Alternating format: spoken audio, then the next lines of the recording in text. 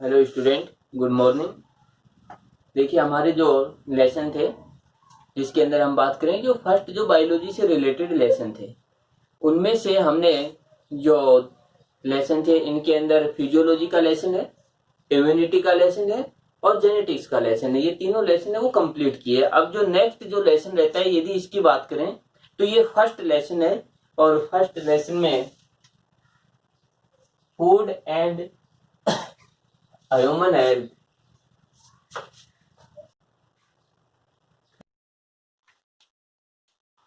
तो हमारा जो टॉपिक है जिसमें फूड का एंड ह्यूमन हेल्थ का, देखिए ये दोनों पार्ट हैं, दोनों कोई अपने आप में अलग पार्ट नहीं होते, दोनों एक दूसरे ज्वाइंटेड पार्ट है, रिलेटेड पार्ट ही रहते हैं।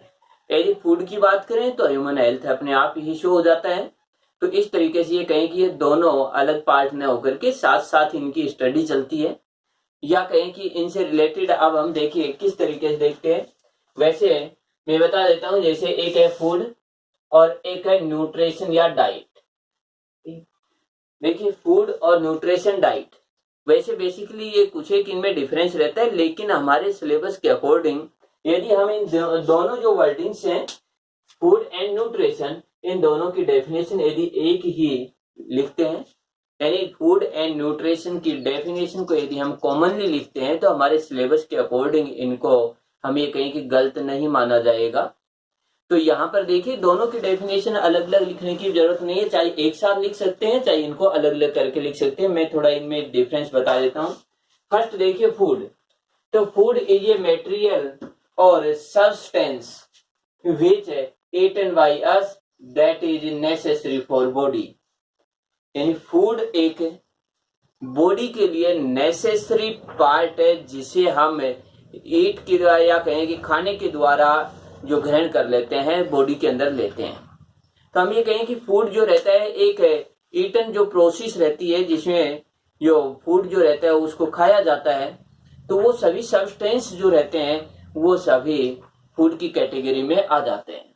इसके बाद देखिए न्यूट्रिशन क्या रहता है। Nutrition is a substance which taken through food. तो जो फूड के थ्रू जो सब्सटेंस जो हमने लिए हैं वो सब्सटेंस कहलाते हैं न्यूट्रिशन, जो बॉडी के लिए रिक्वायरमेंट होती है या बॉडी के लिए नेसेसरी होते हैं, इसेंशियल पार्ट होते हैं। कि न्यूट्रिशन का मतलब हुआ कि बॉडी के लिए जो भी नेसेसरी जो पार्ट होते हैं, उन पार्ट जो रहते हैं उन सभी पार्ट को न्यूट्रिशन कहते हैं। देखिए न्यूट्रिशन और फूड, फूड का मतलब है कि जो सब्सटेंस जो रहता है, जो मटेरियल रहता है जिसको हम ईटिंग की प्रोसेस के द्वारा शरीर में लेते हैं, तो वो तो हुआ फूड। न्यूट्रिशन हुआ कि बॉडी के लिए जो भी मटेरियल या सब्सटेंस जो है जिसकी रिक्वायरमेंट होती है, जो ये कहें कि इसेंशियल होता है, उस पार्ट को हम कहते हैं न्यूट्रिशन। तो न्यूट्रिशन का मतलब ये नहीं होता है कि हम जो सब्सटेंस है उसको ग्रहण करना या ईटिंग की प्रोसेस ही करना, बल्कि न्यूट्रिशन का मतलब ये है कि बॉडी के लिए रिक्वायरेबल जो भी जो सब्सटेंस है या इसेंशियल सब्सटेंस है वो न्यूट्रिशन होते हैं। अब यहाँ पर देखिए इनको हम एक साथ भी कर सकते हैं, फूड एंड न्यूट्रिशन को। तो इनकी डेफिनेशन यदि एक भी लिख सकते हैं सिलेबस के अकॉर्डिंग, तो कंफ्यूज होने की कहीं भी दिक्कत नहीं है। सीधा सा एक अर्थ याद रखें कि बॉडी के लिए जो रिक्वायरमेंट या कहें इसेंशियल जो पार्ट होते हैं वो न्यूट्रिशन होते हैं, और उनको ईटिंग की प्रोसेस के द्वारा ग्रहण करना या एक्सेप्ट करना, ये जो प्रोसेस होती है उस प्रोसेस को हम कहते हैं कि जो न्यूट्रिशन जो है उसको ग्रहण करना, जो मटेरियल रहेगा उस मटेरियल को हम फूड कहेंगे, या ग्रहण करने की प्रोसेस है उसको फूड जो कहेंगे। इसके बाद जो फूड है उसका डाइजेशन होता है या कई छोटे छोटे पीस में टूटता है जो डाइजेस्टिव सिस्टम में होता है। अब इसके बाद देखिए अगला है कि जो ये फूड रहता है, इस फूड के अंदर या न्यूट्रिशन के अंदर बॉडी में कौन कौन से एलिमेंट्स हैं जो रिक्वायरमेंट है। तो मेनली जो न्यूट्रिशन रहता है उस न्यूट्रिशन के अंदर हम बात करें तो इसमें देखिए protein, carbohydrate, fat, minerals, vitamin and water, mainly जो 6 कंपोनेंट होते हैं एक फूड में, एक बैलेंस डाइट में ये 6 कंपोनेंट होंगे। जिनके अंदर प्रोटीन है, कार्बोहाइड्रेट है, फैट है, जिसके अंदर विटामिन है, मिनरल्स एंड वाटर मॉलिक्यूल्स। तो ये मेनली ये 6 जो एलिमेंट्स हैं या 6 सब्सटेंस इनकी रिक्वायरमेंट होती है। अब ये एक जो ये 6 जो सब्सटेंस हैं, ये जो फूड हम ले रहे हैं उस फूड के अंदर किस अमाउंट में होने चाहिए, या फिर कहें कि इनमें से हो सकता है एक पार्ट जैसे प्रोटीन बहुत अधिक हो और कार्बोहाइड्रेट बिल्कुल ही मिनिमम हो, या फिर कहें वाटर जो है वो अब्सेंट हो। तो यदि ऐसी कंडीशनें होती हैं तब हम उसे बैलेंस नहीं इम्बैलेंस कहेंगे। तो हम ये कहेंगे कि जो हमने फूड मटेरियल लिया वो इम्बैलेंस था, सही नहीं था। और यदि बॉडी की रिक्वायरमेंट के अनुसार उसी रेशो में लिए जाते हो तो हम उसे कहेंगे बैलेंस। तो यहाँ पर यदि ये कहें कि ये जो सब्सटेंस है 6 जो मटेरियल हैं जिनको फूड के रूप में जो हम ले रहे हैं, तो ये जो इनका एक निश्चित रेशो है वो बॉडी के लिए रिक्वायरमेंट होता है। एक एग्जांपल के तौर पर देखिए, जैसे प्रोटीन का 1 मॉलिक्यूल, कार्बोहाइड्रेट के 2 मॉलिक्यूल, फैट के मान लेते हैं 1 मॉलिक्यूल्स, मिनरल्स के मान लेते हैं कि 5 मॉलिक्यूल्स, विटामिन के मान लेते हैं जैसे 7 मॉलिक्यूल्स और वाटर के जैसे ये कहें 10 मॉलिक्यूल्स। तो इस तरीके से यदि हम बात करें तो ये पार्ट हुए, इन मॉलिक्यूल्स की बॉडी को रिक्वायरमेंट है। अब मान लेते हैं कि इनमें से जैसे 5 की जगह 4 हो गया, तो हम ये कहेंगे जितनी रिक्वायरमेंट थी उतना नहीं मिल पाया। वाटर मॉलिक्यूल्स जैसे 10 है, इसके स्थान पर यदि 8 हो गए तो हम ये कहेंगे बॉडी के लिए 10 है, वाटर मॉलिक्यूल की रिक्वायरमेंट थी लेकिन 8 हो गया है, तो इसका मतलब डेफिशिएंसी आ गई है वाटर की। यदि ये कहें 12 हो जाए तो हम ये कहेंगे कि ये जो है ये 12 हो गया, ये 4 हो गया, तो हम ये कहेंगे कि बैलेंस में नहीं है। इसकी 10 की रिक्वायरमेंट थी, ये 12 हो गया, इसकी 5 की रिक्वायरमेंट थी, ये 4 हो गया। तो इसी बेसिस पर हम ये कहें कि जो न्यूट्रिएंट जो रहते हैं वो बॉडी के लिए एक निश्चित यानी एक बैलेंस जो रहता है, निश्चित रेशो रहता है, या कहीं कांस्टेंट जो इनकी अमाउंट रहती है उसी को भी हम एक्सेप्ट करते हैं। तो इसी बेस पर हम ये कहें कि जो डाइट होती है वो डाइट जो है 2 टाइप्स की है, 2 टाइप्स ऑफ डाइट। ये फर्स्ट है बैलेंस डाइट या फूड, सेकंड है अनबैलेंस्ड डाइट। तो जो बैलेंस डाइट है वो क्या होगी, अब इसकी डेफिनेशन देखिए। मेनली इन 6 कंपोनेंट की बात करेंगे। तो यहां पर देख ले, different type of nutrient in certain quantity and ratio. देखिए डिफरेंट टाइप ऑफ न्यूट्रिएंट है कि जो ये न्यूट्रिएंट है ये यहां पर ले रहे हैं 6 न्यूट्रिएंट, तो डिफरेंट टाइप ऑफ न्यूट्रिएंट यानी ये 6 न्यूट्रिएंट जो यहां पर दे रखे हैं, ये in certain quantity and ratio, एक निश्चित रेशो में, निश्चित अमाउंट में जो इसको एक्सेप्ट किया जाता है, which necessary for body is called balance diet. हम ये कहें कि डिफरेंट टाइप ऑफ न्यूट्रिएंट जो हैं, या कहें कि जो न्यूट्रिएंट हैं जो 6 हैं उनको एक सर्टेन रेशो में एंड सर्टेन क्वांटिटी में ग्रहण किया जाए जो बॉडी के लिए रिक्वायरेबल होते हैं। तो वो जो बैलेंस जो रहता है या एक सर्टेन जो रेशो बना हुआ है उस रेशो को, उस रेशे के अकॉर्डिंग यदि हम फूड को लेते हैं तब उसे बैलेंस डाइट कहते हैं। और यदि जो न्यूट्रिएंट है उनका रेशो यदि एक सर्टेन क्वांटिटी है, उनका रेशो जो है वो सही नहीं है तो हम उसको कहेंगे इम्बैलेंस, या कहें अनबैलेंस जो डाइट होती है कि वो एक प्रकार से बैलेंस की डाइट नहीं है। अब देखिए जो बैलेंस डाइट है उसकी रिक्वायरमेंट या इंपॉर्टेंस। तो रिक्वायरमेंट ऑफ बैलेंस डाइट या कहें कि इंपॉर्टेंस, तो इसको हम ये कहेंगे कि बैलेंस डाइट है उससे गुड हेल्थ। देखिए जब बैलेंस डाइट रहेगी तो उससे जो हेल्थ है वो ज्यादा बेटर रहेगा, गुड रहेगा, बहुत ही अच्छा रहेगा। इसके बाद है इंक्रीज इम्यूनिटी। यदि बैलेंस डाइट है तो हमारी जो इम्यूनिटी पावर जो रहती है वो भी इंक्रीज होगी, या कहें कि जो डिजीज जो रहती है उन डिजीज से को खत्म करने की जो पावर रहती है, इम्यूनिटी पावर जिसको बोलते हैं, जो हमने एक लेसन में किया भी है, वह पावर कब अधिक इंक्रीज होगी, जब बैलेंस डाइट लेंगे। क्योंकि उस पावर में एंटीबॉडी बनते हैं, एंटीबॉडी प्रोटीन या कहें कि मॉलिक्यूल से ही बनते हैं। तो इस प्रकार से यदि बैलेंस डाइट रहेगी तो इम्यूनिटी पावर भी अधिक होती है। इसके बाद हम अगला देखें, इंप्रूव ब्रेन कैपेसिटी या फिर कहें कि ब्रेन का डेवलपमेंट। देखिए बैलेंस डाइट रहेगी तो ब्रेन का डेवलपमेंट भी अच्छे से रहेगा। यदि ब्रेन का बैलेंस डाइट नहीं है तो ब्रेन के लिए जो भी न्यूट्रिएंट की रिक्वायरमेंट है वो पूरे नहीं होंगे और ब्रेन का डेवलपमेंट नहीं होगा। इसके बाद है बॉडी स्ट्रॉन्ग। देखिए यदि बैलेंस डाइट है तो बॉडी के अंदर हर एक पार्ट को जो भी रिक्वायरमेंट है वो सभी कंप्लीट हो जाएंगे।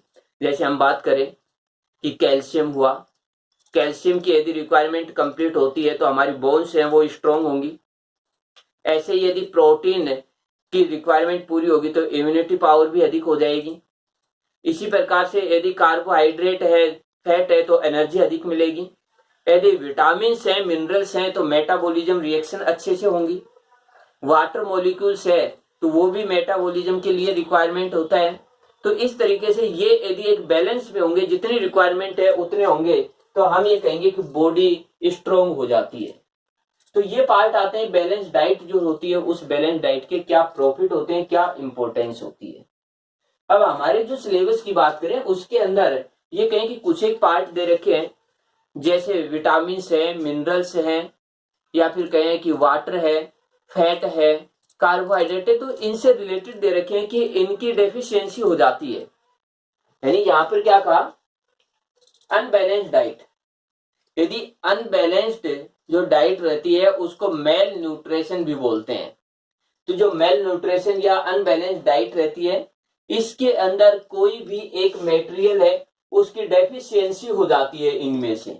इन जितनी रिक्वायरमेंट में है उससे आवश्यक है बॉडी के लिए, उससे कम मिलता है तो उसकी डेफिशिएंसी होती है। उस डेफिशिएंसी से किसी न किसी प्रकार की बॉडी के अंदर ये कहें कि डिजीज हो जाती है, या डेफिशिएंसी सिम्टम्स जो रहते हैं वो हमें दिखाई देते हैं। तो हमारे पास अब जो सिलेबस में प्रोटीन, कार्बोहाइड्रेट इन सभी के हैं, तो इनको देखते हैं कि किस पार्ट की कमी से कौन सी डेफिशिएंसी सिम्टम्स हैं या कौन सी डिजीज जो रहती है वो प्रोड्यूस हो जाती है।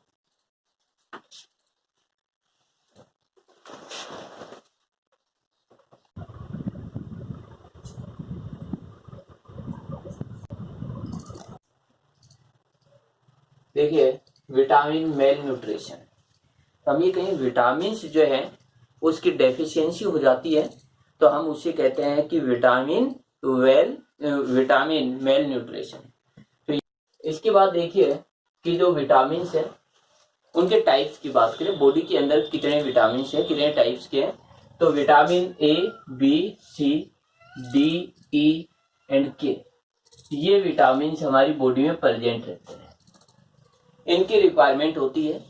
बट हमारे सिलेबस के अकॉर्डिंग कुछ एक पार्ट ही ऐसे हैं जिनके बारे में हमें डिस्कस करना है, नहीं कि सभी विटामिन का। इसके बाद देखिए विटामिन पी भी होता है, जो लेटेस्ट खोज हुई, जैसे विटामिन पी भी आता है एक, लेकिन ये सब चीजें हमारे सिलेबस के अकॉर्डिंग नहीं है। हमारे सिलेबस में क्या क्या है, विटामिन ए है, विटामिन बी है, विटामिन सी है, विटामिन डी है। तो ये केवल ओनली ये पार्ट ही हमारे सिलेबस के अंदर दिए हुए हैं। इन विटामिन के क्या यूज है बॉडी में, इनकी डेफिशिएंसी से कौन सी डिजीज होती है और उस डिजीज के क्या करेक्टर होते हैं, या कहें कि डेफिशिएंसी जो सिम्टम्स जो रहते हैं वो सिम्टम्स क्या रहे।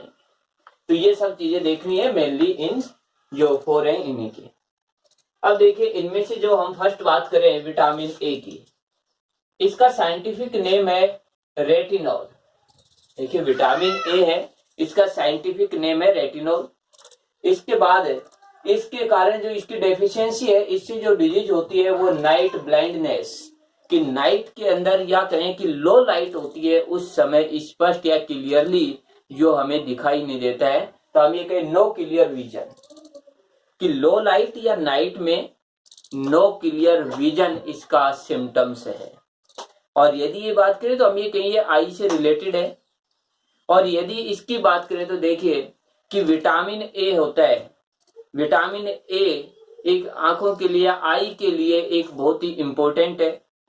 और यदि इसकी बात करें तो ये मेनली यदि बात करें जैसे कैरोटीन से बना हुआ रहता है, कि इधर यदि बात करें रेटिनॉल किससे बनता है, कैरोटीन से बनता है। और कैरोटीन मेनली यदि बात करें जैसे गाजर के अंदर कैरोटीन बहुत अधिक है, तो यदि आंखों के अंदर किसी तरीके की कोई प्रॉब्लम आती है तो मेनली जो गाजर है उसको यूज में कर कैरोटीन जो है उसको खाया जाए, ताकि ये कैरोटीन प्रोटीन की जो है पूर्ति हो और उसके कारण हम ये कहें कि ये रेटिनॉल बने और आंखों की त्रुटि है या डिजीज है वो समाप्त हो।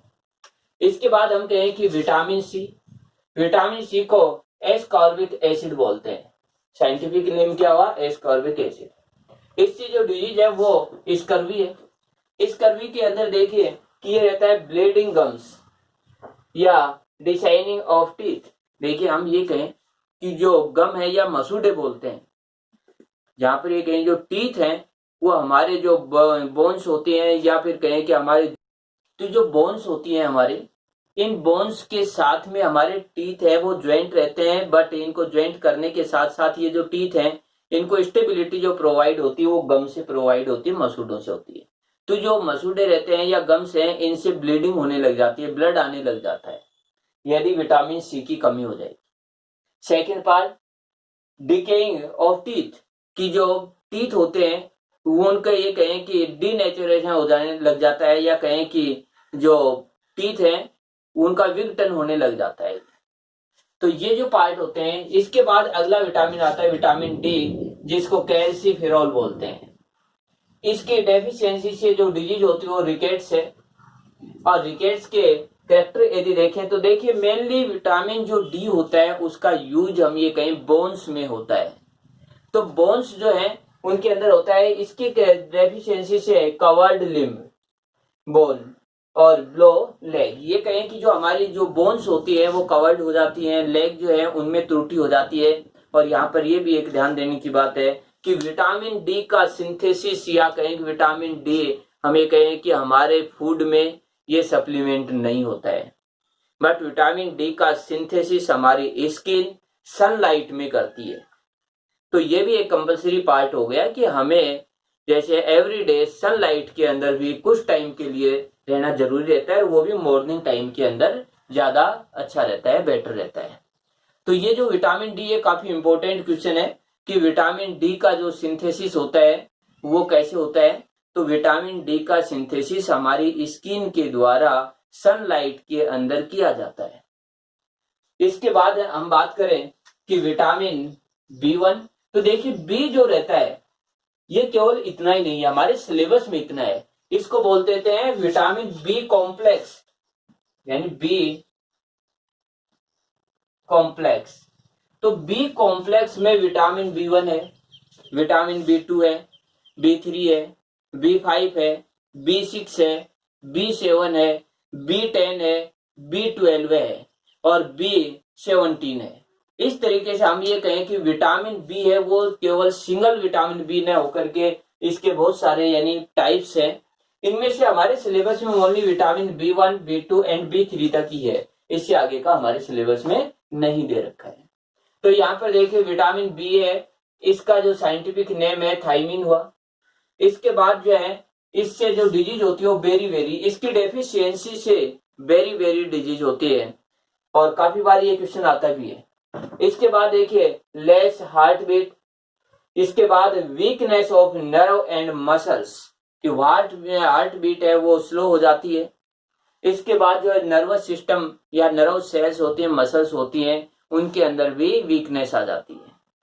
इसके बाद देखिए कि अगला आता है विटामिन बी2 राइबोफ्लेविन, इसका साइंटिफिक नाम हुआ, और राइबोफ्लेविनोसिस डिजीज हुई। इसके करेक्टर हुए इस डिजीज के लॉस ऑफ मेमोरी, की मेमोरी है वो हमारी कमजोर हो जाती है, हमें याद नहीं रहता है। इसके बाद है क्रेक्ड माउथ कॉर्नर्स, इसके बाद माउथ है अल्केयर्स। तो ये जो रहते हैं कि जो माउथ के कॉर्नर है उनमें क्रैक हो जाता है। इसके बाद एक है कि माउथ जो है उसके अंदर अल्सर्स जो है वो हो जाते हैं। तो इस तरीके से हम ये कहें कि मेनली जो हमारे माउथ के जो पार्ट रहते हैं उनकी जो स्किन रहती है उसमें क्रैक आ जाते हैं। तो इस तरीके के हैं। इसके बाद आ जाता है विटामिन बी3, तो इसके अंदर नाइसिन जो है इसका साइंटिफिक नेम, और प्लेग्राई डिजीज होती है। और इसके अंदर यदि बात करें इन्फ्लेमेड स्किन की, स्किन हमारी फट जाती है, स्किन में कुछ क्रैक आ जाते हैं। तो इस तरीके से ये हमारे सिलेबस के अकॉर्डिंग ये हुए कि ये विटामिन है जिनका हमें क्या यूज है। देखिए मेनली जो इंपॉर्टेंट पार्ट है वो ये है कि इनके कारण कौन सी डिजीज होती है। जो हमारे क्वेश्चन पेपर के अकॉर्डिंग बात करें तो उसमें ये डिजीज पूछी जाती है। इसके बाद इनके साइंटिफिक नेम और इसके बाद इनके करेक्टर।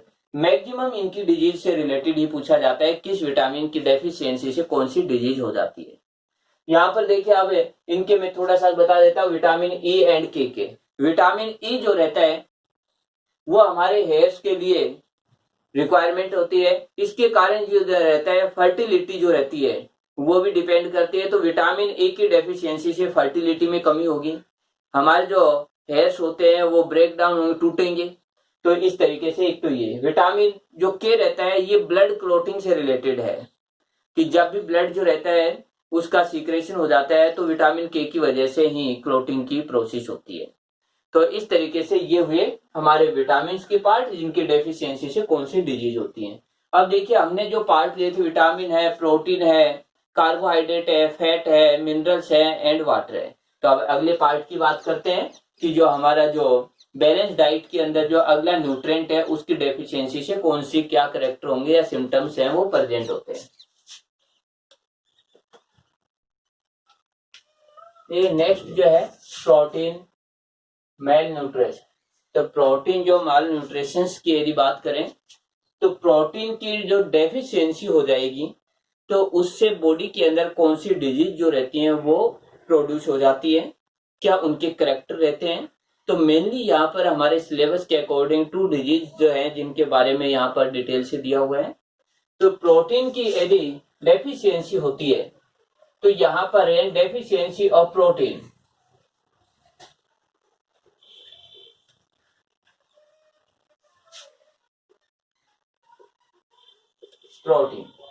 इससे मेनली 2 जो डिजीज है,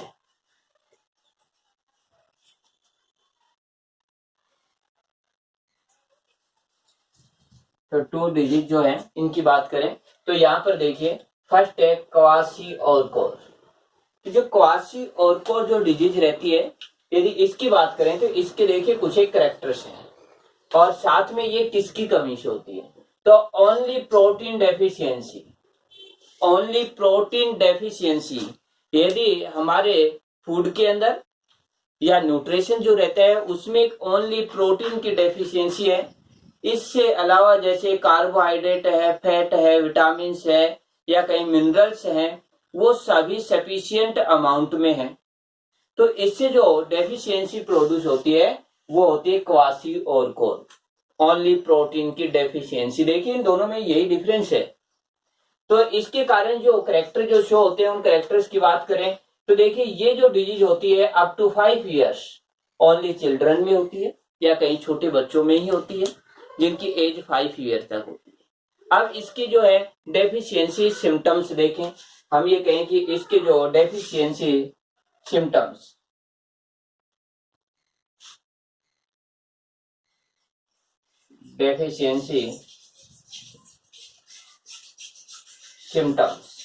इनकी बात करें तो ये फैटिग्स जो है तो फैटिग्स जो रहते हैं इनकी बात करें तो इसके अंदर हो जाता है। तो इसमें हम ये कहें जो सिर दर्द होता है या कहें कि हमारे जो ब्रेन का जो पार्ट रहता है उसमें पेन होने लग जाता है, तो जो फटीग जो है ये इसका एक करेक्टर है। इसके बाद सेकंड देखिए लॉस मसल्स मास की, जो मसल्स होते हैं उनके मास में कमी आ जाएगी और इससे मसल्स का डेवलपमेंट नहीं होगा। और यदि मसल्स का डेवलपमेंट नहीं होता है तो हमें कहीं बॉडी का भी डेवलपमेंट नहीं होगा। देखिए हमारी बॉडी के अंदर मेनली जो पार्ट रहता है वो मसल्स का पार्ट है, बोन्स का पार्ट है। तो जो हमारे मसल्स हैं वो डेवलप ही नहीं होंगी तो हम बॉडी के अंदर ये कहें कोई भी फंक्शन सिस्टमेटिक नहीं होते हैं, क्योंकि सभी फंक्शंस जो है उनके अंदर मूवमेंट करवाने के लिए, जैसे बॉडी में जो भी मूवमेंट होते हैं चाहे इंटरनल ऑर्गन हो चाहे हम ये कहें कि एक्सटर्नल ऑर्गन हो, जो भी मूवमेंट होते हैं वो मसल्स की वजह से होते हैं। जैसे हम बोल रहे हैं, चल रहे हैं, ये सभी जो है मसल्स की वजह से है, मसल्स में मूवमेंट होता है। हमने कहा कि लॉस मसल्स मास की मसल्स मास में ही जो डेफिशिएंसी आ गई, कमी आ गई, तो इससे हम ये कहें बॉडी के बहुत सारे जो मोमेंट होने वाले जो भी फंक्शन रहेंगे वो सही नहीं होंगे। इसके बाद है रिटायर्ड बॉडी ग्रोथ की, जैसे मसल्स मास में कमी होगी तो जो बॉडी ग्रोथ है उसके अंदर भी हम ये कहेंगे कि बॉडी का डेवलपमेंट नहीं होगा, बॉडी ग्रोथ है वो रिटायर्ड हो जाती है, बॉडी का डेवलप नहीं हो पाता है। इसके बाद है स्वेलिंग या ओडिमा। तो यहाँ पर देखिए ओडिमा का मतलब ये रहता है कि जो हमारा ओडिमा जो पार्ट रहता है या कहें जो पेट का जो पार्ट रहता है उसमें स्वेलिंग आ जाती है, या फिर कहें कि वो बाहर की ओर हमें अधिक दिखाई देने लग जाता है। तो छोटे बच्चों के अंदर ही ओडिमा जो हो जाता है। इसके बाद देखिए रिड्यूस इम्यूनिटी, यदि प्रोटीन की जो डेफिशिएंसी होती है तो ये करेक्टर सबसे मेन करेक्टर रहेगा कि इम्यूनिटी डेफिशिएंसी हो जाती है, इम्यूनिटी जो है उसमें कमी आ जाती है, या कहें कि जो डिजीज जो है वो अधिक होने लग जाती है, क्योंकि जो पैथोजेंस होते हैं उन पैथोजेंस को नष्ट करने के लिए जो एंटीबॉडी होते हैं वो प्रोटीन के होते हैं, प्रोटीन की डेफिशिएंसी है, इसका मतलब एंटीबॉडी नहीं बनेंगे। तो ये तो है क्वासी और कोर। इसके बाद सेकंड जो डिजीज है वो है मेरेस्मस। तो मेरेस्मस जो डिजीज है इसकी बात करें तो इसमें और इसमें देखिए ये तो ओनली प्रोटीन, लेकिन इसमें deficiency of protein, carbohydrate and fat, और ये जो पार्ट रहते हैं इनसे मिलती है हमें एनर्जी। तो हम ये कहें कि प्रोटीन प्लस एनर्जेटिक जो बॉडी में एनर्जी प्रोवाइड कर रहे हैं उन मटेरियल की कमी होती है। ये यहाँ पर ओनली प्रोटीन नहीं है बट प्रोटीन प्लस एनर्जेटिक जो बॉडी को एनर्जी दे रहे हैं, जैसे कार्बोहाइड्रेट एंड फैट। तो कार्बोहाइड्रेट एंड फैट जो रहते हैं उनकी भी डेफिशिएंसी होती है। यदि प्रोटीन के साथ कार्बोहाइड्रेट और फैट की डेफिशिएंसी होती है तो इसको कहते हैं मेरेस्मस डिजीज। और इस डिजीज के यदि हम करेक्टर की बात करें या किन में ये प्रोड्यूस होगी तो ये चाइल्ड एंड अडल्ट दोनों में ही होती है। तो यहाँ पर देखिए कि एक तो ये रहेगा कि प्रोटीन की डेफिशिएंसी है, इसका मतलब ये हुआ, या कहें कि जैसे थिन फेस जो रहता है वो थिन हो जाता है, अधिक ये कहें कि एक वेल डेवलप फेस नहीं दिखाई देता है। इसके बाद वेरी लॉस स्किन, की स्किन जो रहती है वो भी लॉस हो जाती है, क्योंकि फैट और प्रोटीन भी, फैट और कार्बोहाइड्रेट और प्रोटीन एब्सेंट है। स्किन की बात करें जो सेल का जो फॉर्मेशन होता है, सेल वाल मेम्ब्रेन बनती है वो प्रोटीन एंड लिपिड से बनती है। प्रोटीन और लिपिड दोनों की ही कमी है, फैट की कमी है, प्रोटीन की कमी है, तो सेल वाल बनेंगे नहीं, तो स्किन जो है वो भी क्या हो जाएगी, लॉस हो जाएगी। इसके बाद स्किन आई की आंखें जो रहती है वो अंदर धस जाती है, डीपली हो जाती है। इसके साथ ही हम ये कहें प्रोटीन से रिलेटेड जो डेफिशिएंसी है वो करेक्टर भी यहाँ शो होंगे, जैसे इम्यूनिटी है वो पुअर हो जाती है। इसके बाद यदि हम बात करें कि ये जो पार्ट रहते हैं इसके अंदर जैसे ही हम ये कहें कि फैट और कार्बोहाइड्रेट जो है उसकी डेफिशिएंसी है, फैट और कार्बोहाइड्रेट की डेफिशिएंसी से हमें क्या सबसे बड़ा लॉस होगा, इनसे सबसे फर्स्ट में एनर्जी मिलती है हमें कार्बोहाइड्रेट से। देखिए एनर्जी जो प्रोवाइड होती है वो सबसे फर्स्ट मिलती है कार्बोहाइड्रेट से।